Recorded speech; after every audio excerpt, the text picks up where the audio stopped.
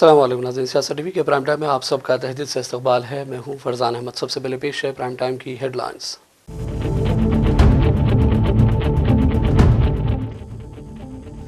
रेवंत रेड्डी के गैर मुल्की दौरे को दी जा रही है खत्ते शक्ल। चीफ मिनिस्टर का 19 से 28 अगस्त बरतानिया, अमरीका और यूएई के दौरे का है मंसूबा।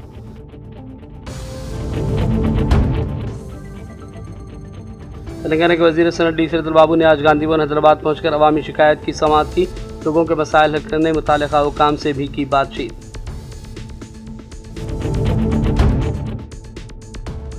तेलंगाना की 40 बरादरियों को मरकजी और दीगर पसमानदा तबकात ओबीसी फहरिस्त में शामिल करने के अमल में तेजी लाएं। तेलंगाना पसमानदा तबकात कमीशन के चेयरमैन जी निरंजन की वज़ीर आज़म मोदी से अपील।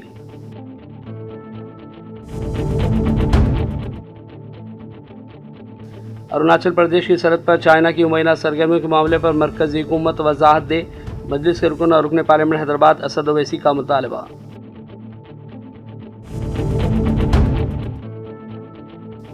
मैं भागा हुआ नहीं, ऐवान में आने, अपोजिशन की बात सुनने के साथ साथ जवाब देने के लिए भी हूँ तैयार। मरकजी वज़ीर दाखिला अमित शाह की मीडिया से बातचीत।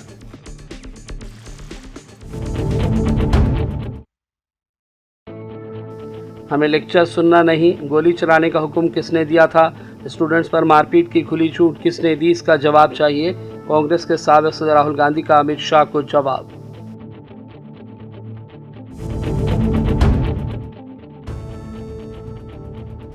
ईरान के हवाले से सूरत हाल बेहतर, अमरीकी फौजी दस्तों का अब नए हुर्मुज़ पर मुकम्मल कंट्रोल है।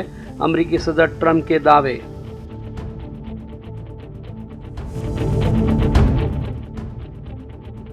और अगर फिर खतरात का सामना हुआ तो खित्ते में तमाम अमरीकी और गैर अमरीकी तवानाई सिस्टम्स और इंटरनेट से जुड़ा इंफ्रास्ट्रक्चर तबाह कर देंगे। पासदारान इनकलाब ने दी धमकी।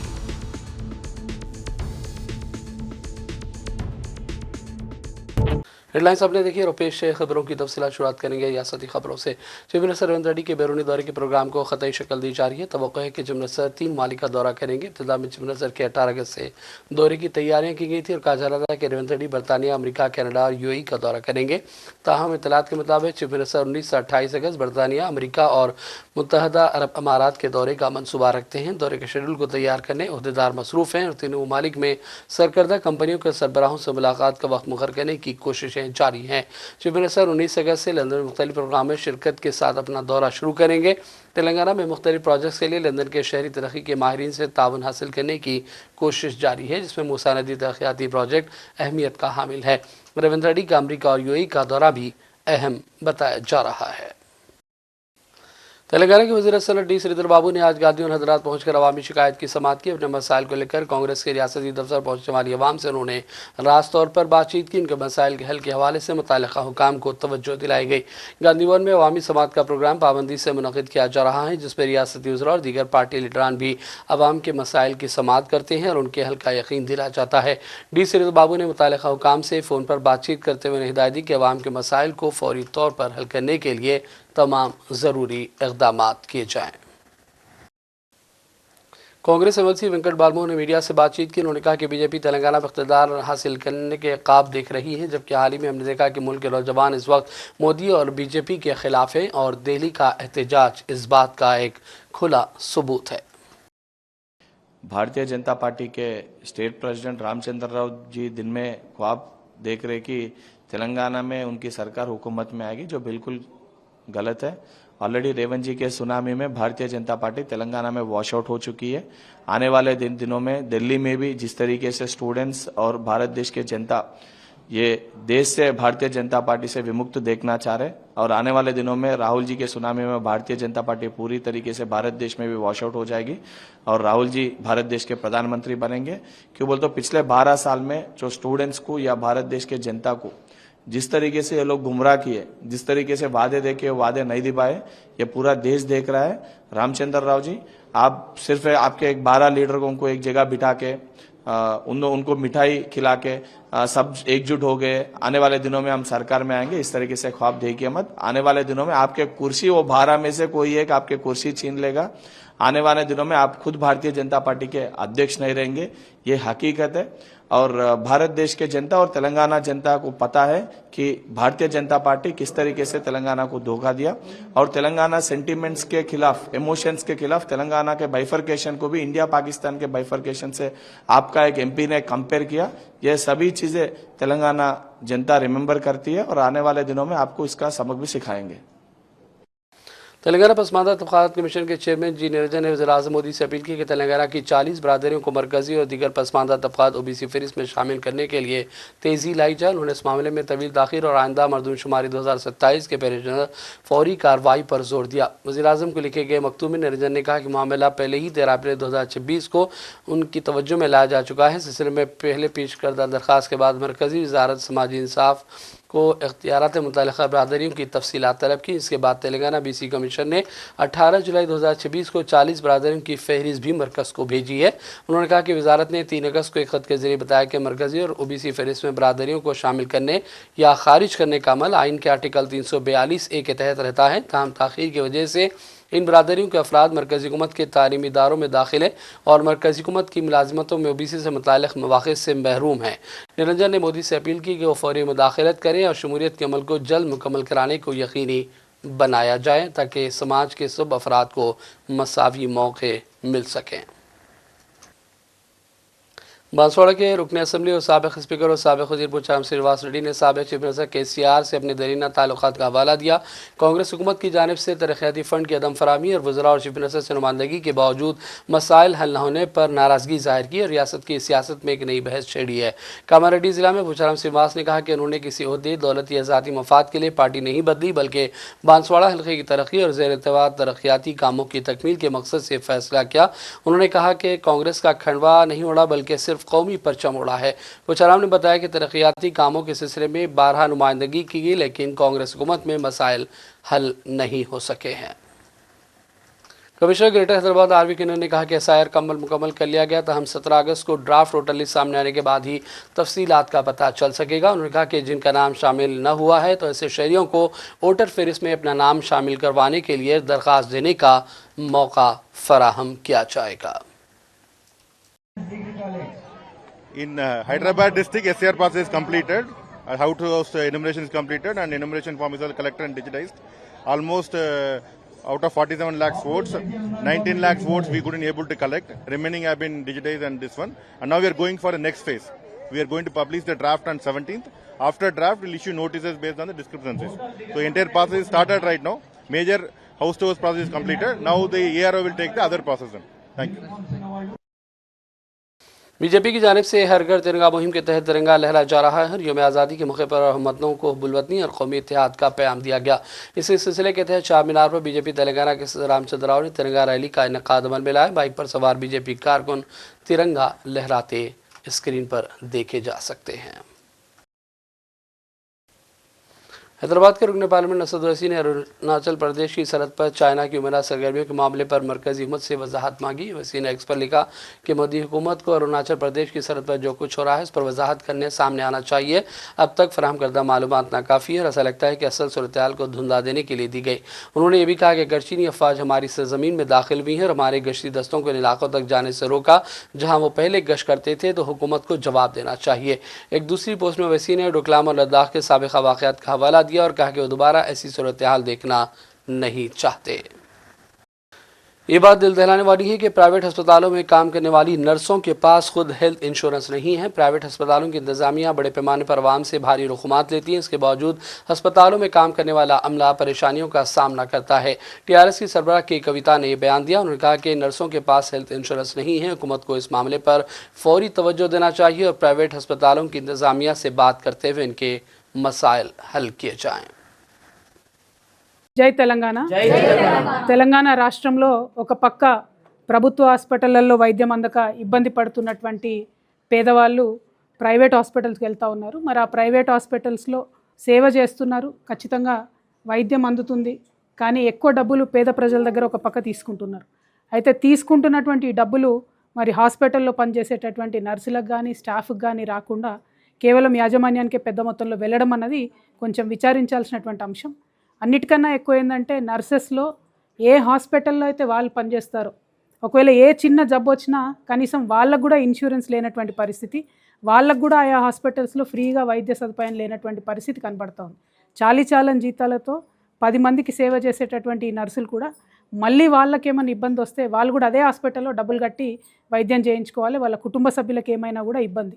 కాబట్టి మేము ఒకటే కోరుతూ ఉన్నాం తెలంగాణ రక్షణ సేన నుండి, ఖచ్చితంగా ప్రైవేట్ హాస్పిటల్స్లో పనిచేసే నర్సులకి ఆయా హాస్పిటల్ యాజమాన్యాలే ఇన్సూరెన్స్ మీరు ప్రొవైడ్ చేయండి. అది చాలా సునాయాసంగా సులువుగా చేసుకోగలిగినటువంటి అంశం. దాన్ని తొందరగా ప్రొవైడ్ చేయండి. దాంతో వాళ్ళకు పెద్ద ఎత్తున ఒక మెంటల్ పీస్, మెంటల్ రిలీఫ్ ఉంటుంది. ఆ తర్వాత వేరే రాష్ట్రాల నుంచి వచ్చేటటువంటి నర్సులని వాళ్ళకి ప్రయారిటీస్ ఇచ్చి మన దగ్గర ఉండేటటువంటి పిల్లలు ఎవరైతే డిప్లొమా చేస్తారో, జిఎన్ఎం అనే డిప్లొమా చేస్తారో, బిఎస్సి చేస్తారో, ఎంఎస్సి చేస్తారో వాళ్ళకు ప్రయారిటీ తక్కువ ఇవ్వడం, పక్క రాష్ట్రాల నుంచి వచ్చే వాళ్ళకి ప్రయారిటీ ఎక్కువ ఇవ్వడం అన్నది కరెక్ట్ పద్ధతి కాదు. దాన్ని కూడా మార్చుకోవాల్సిందిగా నేను హాస్పిటల్ యాజమాన్యాలకు దయచేసి విజ్ఞప్తి చేస్తూ ఉన్నాను. నేను ప్రభుత్వాన్ని కోరేది ఒకటే, హాస్పిటల్ యాజమాన్యాలతో మీరు మాట్లాడండి, చర్చించండి. మన తెలంగాణ బిడ్డలకు ఎంతమందికి ఉద్యోగాలు ఉన్నాయో చెక్ చేయండి, వాళ్ళకి శాలరీస్ ఎట్లున్నాయో చెక్ చేయండి, మినిమం వేజెస్ చట్టాలు కనీసం పాటిస్తున్నారా లేదా చూడండి. పని వేళలు కూడా వాళ్ళకు ఇబ్బందికరంగా ఉంది, డబుల్ డ్యూటీలు చేసినా కూడా మరి ఓవర్ టైం ఇయ్యనటువంటి హాస్పిటల్స్ ఎన్నో ఉన్నాయి. కాబట్టి ఈ అన్ని అంశాల మీద కూడా ప్రభుత్వం ఖచ్చితంగా ప్రైవేట్ హాస్పిటల్స్తో చర్చించాలని చెప్పి నేను డిమాండ్ చేస్తున్నాను. మరి మన తెలంగాణ బిడ్డలకు ఆరోగ్యం అనేది అందుబాటులో ఉండాలి, ప్రజలు ఆరోగ్యంగా ఉండాలి, ఆరోగ్యం కోసం పనిచేసేటటువంటి ఉద్యోగస్తులందరూ కూడా బాగుండాలని తెలంగాణ రక్షణ సేన నుంచి మేము నమ్ముతా ఉన్నాం. కాబట్టి ప్రైవేట్ నర్సుల యొక్క హక్కుల కోసం మేము ముందుండి పోరాటం చేస్తాం. వారి యొక్క హక్కులు వచ్చేంత వరకు కూడా వారి పక్షాన నిలబడి ఉంటామని తెలియజేస్తున్నాను. Thank you. हिंदुस्तान के तीसरे सदर मुमताज़ माहिर तालीम और भारत रत्न से सरफराज डॉक्टर जाकिर हुसैन की पैदाइश और इब्तिदाई ज़िंदगी का अहम हिस्सा हैदराबाद दक्कन से वाबस्ता है। डॉक्टर जाकिर हुसैन 8 फरवरी 1893 को हैदराबाद में पैदा हुए। उनके वालिद फ़िदा हुसैन खान का ताल्लुक उत्तर प्रदेश के कायमगंज से था, मगर वह 1892 ही में हैदराबाद मुंतकिल हुए थे, जहाँ उन्होंने वकालत और कानूनी सहाफ़त में बड़ी नामवरी हासिल की। फ़िदा हुसैन खान ने बेगम बाज़ार हैदराबाद में एक प्रेस भी कायम किया था, जहाँ से कानून पर मबनी मशहूर जरीदा आईन दक्कन शाये होता रहा। डॉक्टर जाकिर हुसैन की परवरिश हैदराबाद के इल्मी और रिवायती माहौल में भी 10 साल की उम्र तक उन्होंने घर पर अरबी, फ़ारसी, उर्दू और अंग्रेज़ी ज़बानों की तालीम हासिल की और इब्तिदाई स्कूल की तालीम हैदराबाद के सुल्तान बाज़ार गवर्नमेंट स्कूल से हासिल की। जाकिर हुसैन की उम्र महज 10 साल थी, उनके वालिद का इंतकाल हुआ। वालिद के इंतकाल के बाद उनकी वालदा पूरे ख़ानदान को लेकर यूपी वापस अपने आबाई मुकाम चली गई, जहाँ जाकिर हुसैन का दोबारा तालीमी और सियासी ज़िंदगी का सफ़र शुरू हुआ। जाकिर हुसैन ने अपनी अमली और तालीमी ज़िंदगी का बड़ा हिस्सा उत्तर प्रदेश और दिल्ली जामिया मिलिया इस्लामिया में गुजारा, लेकिन हैदराबाद में चूँकि ज़िंदगी का इब्तदाई हिस्सा गुजरा है और पुराने शहर हैदराबाद के इलाके बेगम बाज़ार में आज भी वो मकान मौजूद हैं जहाँ वो मुकीम थे, आज वो अपने नाक़िस हाल का सबूत दे रहा है। हमारे नुमाइंदे फरमान और फ़हीम ने ये मनाज़िर सियासत टीवी के नाज़रीन के लिए रिकॉर्ड किए हैं और कहा कि जाकिर हुसैन के मकान को यादगार के तौर पर तज़ीन नौ करते हुए उसे अच्छी शक्ल में ढाला जाए। और बात करेंगे मौसम के हवाले से। महकमा मौसमियात ने मुल्क में आने वाले दिनों में बारिश की सूरत हाल के हवाले से अहम पेशकशी की है। इन दिनों मौसम का अजीब हाल है, बारिश होते ही जहां मौसम ठंडा हो रहा है, वहीं बारिश का सिलसिला ख़त्म होते ही गर्मी बढ़ रही है, जिससे लोग परेशान हैं।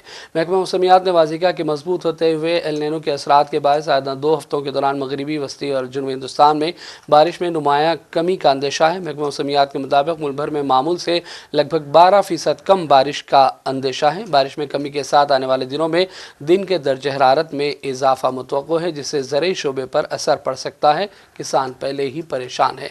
तेलंगाना में भी रवा साल बारिश कम हुई। दोनों शहरों हैदराबाद और सिकंदराबाद में भी ताहाल बारिश इंतहाई कम रिकॉर्ड हुई है। और बढ़ते हैं चंद अहम कौमी और आलमी खबरों की जारी। मरकजी वज़ीर दाखिला अमित शाह ने कहा कि वो भागे हुए नहीं हैं और ऐवान में आने, अपोजिशन की बात सुनने और जवाब देने के लिए भी तैयार है। अमित शाह पार्लियामेंट के अहाते में मीडिया से बातचीत कर रहे थे। देखिए, सबसे पहले तो लापता, भाग गए, भगोड़े हैं, इस प्रकार की भाषा भारत की सार्वजनिक जीवन में और संसदीय जीवन में अभी अभी सुनाई पड़ती है। जब से संसद सत्र शुरू हुआ तब से लगातार मैं संसद में आता हूं, मेरी चैम्बर में बैठा हूं। चूंकि संसद भवन के अंदर विपक्ष संसद को चलने ही नहीं दे रहा है, दोनों गृहों में, तो कोई जाकर क्या करेगा। जहां तक चर्चा का सवाल है, सरकार की ओर से किरण रिजिजू जी ने, जो हमारे पार्लियामेंट्री अफेयर्स मिनिस्टर है, उन्होंने बहुत स्पष्ट कर दिया है कि जो नीट आंदोलन के छात्र प्रदर्शन पर सभी प्रकार की चर्चा करने के लिए सरकार तैयार है और चर्चा के लिए समय सुनिश्चित किया जाए और विपक्ष तैयार हो जाए। पहले तो ये यही मांग कर रहे थे, हमने हाँ बोल दिया। मेरी ओर से भी मैंने कह दिया है कि मैं किसी भी सवाल का जवाब देने के लिए संसद में तैयार हूं, मगर वो चर्चा ही नहीं होने देना चाहते। अब जनता तय करे कौन भाग रहा है। आज भी मैं कहता हूं, आज 3 बजे तक स्पीकर साहब को वो पत्र दे दे, 3 बजे से लेकर कल 3 बजे तक सभी प्रकार की चर्चा के लिए हम तैयार हैं। मैं सदन में ही बैठूंगा, सबको सुनूंगा और सब चीजों का जवाब दूंगा। सरकार के पास छुपाने के लिए कुछ नहीं है। वो भी चर्चा करूंगा कि आपने क्यों चर्चा नहीं चाहिए। भारतीय जनता पार्टी की मोदी जी के नेतृत्व में सरकार, एनडीए की मोदी जी के नेतृत्व में सरकार हर चीज पर चर्चा के लिए तैयार है। संसद वो चलने दे बस। आज मैं चैनलों के माध्यम से इन विपक्ष को कहना चाहता हूं कि आप एक पत्र 2 बजे तक लिखकर दे दीजिए स्पीकर साहब को। 3 बजे से चर्चा चालू कर देंगे और कल 3 बजे मैं जवाब दे दूंगा सारी चीजों का। संसद में चर्चा करने के नियम बने हैं, तरीके बने हैं। अब मुझे कोई कहता है कि आप एक स्टेटमेंट दे दो, इतने गंभीर मसले पर इस तरह से चर्चा नहीं हो सकती है। शायद आपके पद्धति में होगा, मगर संसदीय पद्धति ये नहीं है। संसद में एट लेंथ चर्चा होती है। आज 3 बजे से देर रात तक, जब तक वो बैठे, और कल दोपहर 3 बजे तक हम तो क्वेश्चन आवर भी सस्पेंड करने के लिए तैयार है, अगर स्पीकर साहब अनुमति देते हैं तो। कल 3 बजे तक मैं चर्चा के लिए तैयार हूं। मैं खुद बैठूंगा, हर चीज लिखूंगा और हर चीज का जवाब दूंगा, जिससे देश की जनता के सामने सारी चीजें स्पष्ट हो जाए, दूध का दूध और पानी का पानी हो जाए। अब विपक्ष ने तय करना है कि उनको चर्चा करनी है या हंगामा करना। और उधर दूसरी जानिब कांग्रेस के साबिक सदर राहुल गांधी ने कहा कि हमें अमित शाह का लेक्चर सुनना नहीं है। साफ साफ बोलें कि गोली चलाने का हुक्म किसने दिया, स्टूडेंट्स पर मारपीट की खुली छूट किसने दी थी, इसका जवाब चाहिए, या फिर अमित शाह को अपने ओहदे से इस्तीफा दे देना चाहिए। We're not interested in him giving us a lecture or a discussion. We're interested in one simple thing. And when I say we, I mean the younger generation of this country. Who shot those students? Who gave the order to shoot those students? Who blinded one of the students? Who shot one of the students in the ear? Who gave the order to beat the students with lathis, with nails? Who gave that order? That order was implemented by the Home Ministry. Delhi Police and RAC are both Home Ministry systems. Did Mr. Amit Shah give this order to shoot our children, or did he not? If he did, he should resign because he is culpable. And if he did not, he should resign because he is incompetent. Right this is. अब आपने मुझसे सवाल पूछा, आप उनको interrupt करती हैं। नहीं, जब वो बोलते हैं, सुनिए, जब वो बोलते हैं आप इंटरप्ट करते हैं। नहीं, मेरा जवाब बोल लीजिए। आप इंटरप्ट करते हैं जब वो बोलते हैं, क्यों नहीं करते हैं आप? हमें इंटरप्ट करते हैं, हमें 24 घंटा इंटरप्ट करते हैं, मगर उनको कभी इंटरप्ट नहीं करते आप। उनमें क्या स्पेशल चीज है जो पूरा मीडिया चुप करके चूहे जैसे उसके सामने खड़ा हो जाता है? आपको स्टूडेंट्स नहीं डर रहे हैं, पूरे देश में स्टूडेंट्स नहीं डर रहे हैं, आपको भी नहीं डरना चाहिए। सर उनका जो एक सेकेंड, तो the question is not whether Mr. Amit Shah comes and opines. We don't care what he has to say. Okay? First of all, the most important thing to understand is 20 दिन के लिए गायब हो गए। यहां बैठे थे, गाड़ी आती थी जाती थी, 30 गाड़ियां उनके। Student should know this. 30 cars around Amit Shah. उनके घर के सामने जाइए, वहां पे मतलब 1000 पुलिस वाले खड़े हुए हैं कि कोई बच्चा ना आ जाए। तो गुब्बारे में से गैस निकल गई, अब लास्ट मिनट वो उसमें फिर से गैस भरने की कोशिश कर रहे हैं, बट गुब्बारा फट गया है। Amit Shah has no courage. The home minister of India has no courage. He cannot come to the house. Thank you. सारे सवालों का जवाब देंगे। वो कह रहे जवाब देंगे सारे सवालों का।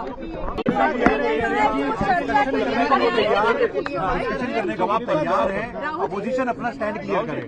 ये मिस्टर हमने खारगे जी और मैंने प्रेस कॉन्फ्रेंस किया, बाकी ऑपोजिशन ने क्लियरली बोला है we are not interested in listening to mister Amit Shah imagination. We are not interested in him giving us a lecture or a discussion. We are interested in one simple thing. And when I say we, I mean the younger generation of this country. Who shot those students? Who gave the order to shoot those students? Who blinded one of the America के सदर Trump ने दावा किया कि Iran के हवाले से सूरत हाल बेहतर है। अमेरिकी फौजी दस्तों का अपना हरमुज पर मुकम्मल कंट्रोल है। जॉइंट बेस सैंडूज में मीडिया से बातचीत में ट्रंप ने कहा कि ईरान के हवाले से मामला ठीक चल रहे हैं। उन्होंने कहा कि हम अपना हरमुज पर मुकम्मल कंट्रोल रखते हैं, हमारी बहरिया शानदार है, हमारे मुल्क के हालात बेहतर हैं। ट्रंप ने भी कहा कि मैं ईरान पर एतमाद करने वाला आखिरी शख्स हूँ। उन्होंने मुसलसल मुझसे झूठ बोला है। I don't trust Iran. Why? Are you saying I trust Iran? I'm the last person that trusts Iran. They've lied to me constantly. We have total control over the Hormuz Strait right now. They don't have control. We have total control. We own it. And at some point, maybe they'll do something and then they get blown away. But right now, we're in a very good position. We have a country that has been the bully of the Middle East for 50 years. It's really 51 if you think about it, right? We've been saying 47 for 4 years. And they're no longer the bully of the Middle East. ईरानी पासदार इनकलाब ने खबरदार किया कि अगर Iran को फिर खतरात का सामना हुआ तो खित्ते में तमाम अमेरिकी और गैर अमेरिकी तवानाई सिस्टम्स और इंटरनेट से जुड़ा आलमी इंफ्रास्ट्रक्चर तबाह किया जाएगा। ईरानी पासदार इनकलाब के तर्जुमान ब्रिगेडियर जनरल हुसैन ने दावा किया कि रमज़ान में ईरान पर मुसल्लत करदा जंग के बाद अब एक भी अमेरिकी बहरी जहाज़ खलीज फारस में मौजूद नहीं है। ताहम उन्होंने ईरान की नाकाबंदी करने वाले अमेरिकी बहरी जहाज़ों के बारे में तफसीलात नहीं दी। ब्रिगेडियर हुसैन ने कहा कि ईरान पर मुसल्लत जंग के वक्त खलीज फारस में अमेरिका के 30 से 40 जंगी जहाज़ मौजूद थे, जबकि माजी में हुई इराक जंग के वक्त अमेरिका 100 से ज़्यादा जंगी जहाज़ खलीज फारस लाया था। ताहम इस वक्त खलीज फारस में अमेरिका का एक भी जहाज़ नहीं है। उन्होंने कहा कि इस जंग में ईरान के रद्दमल ने दुश्मन को काफ़ी नुकसान उठाने पर मजबूर करना पड़ा और अमेरिका के लिए जंग इसी क़ुव्वत से जारी रखना भी मुश्किल हो गया था। और अब आखिर में हेडलाइंस पर डालेंगे एक और नज़र।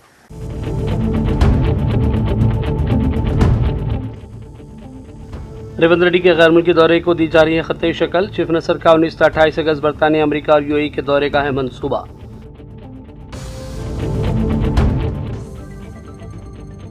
तेलंगाना के वजीर सनत डी श्रीधर बाबू ने आज गांधी भवन हैदराबाद पहुंचकर अवामी शिकायत की समाअत की।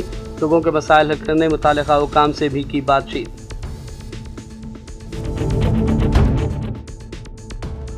तेलंगाना की 40 बरादरियों को मरकजी और दीगर पसमानदा तबकात ओबीसी फहरिस्त में शामिल करने के अमल में तेजी लाएं। तेलंगाना पसमानदा तबकात कमीशन के चेयरमैन जी निरंजन की वज़ीर आज़म मोदी से अपील।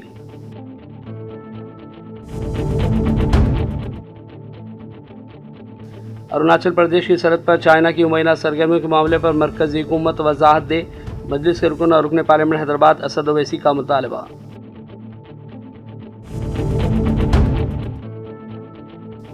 मैं भागा हुआ नहीं, ऐवान में आने, अपोजिशन की बात सुनने के साथ साथ जवाब देने के लिए भी हूँ तैयार। मरकजी वज़ीर दाखिला अमित शाह की मीडिया से बातचीत।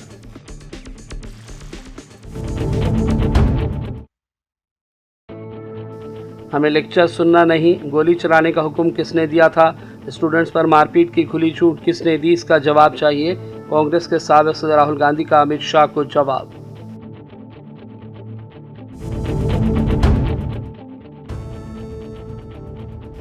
ईरान के हवाले से सूरत हाल बेहतर, अमरीकी फ़ौजी दस्तों का अपना हरमुज पर मुकम्मल कंट्रोल है।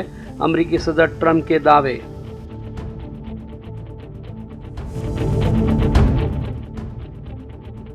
और अगर फिर ख़तरात का सामना हुआ तो खित्ते में तमाम अमरीकी और गैर अमरीकी तवानाई सिस्टम्स और इंटरनेट से जुड़ा इंफ्रास्ट्रक्चर तबाह कर देंगे।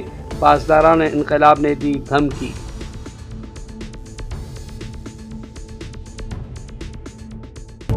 प्राइम टाइम का सिलसिला फ़िलहाल यही ख़त्म करते हैं। मोहम्मद फरजान अहमद को पूरी टीम के साथ इजाज़त दें। देखते रहिए सियासत टीवी। अल्लाह हाफ़िज़।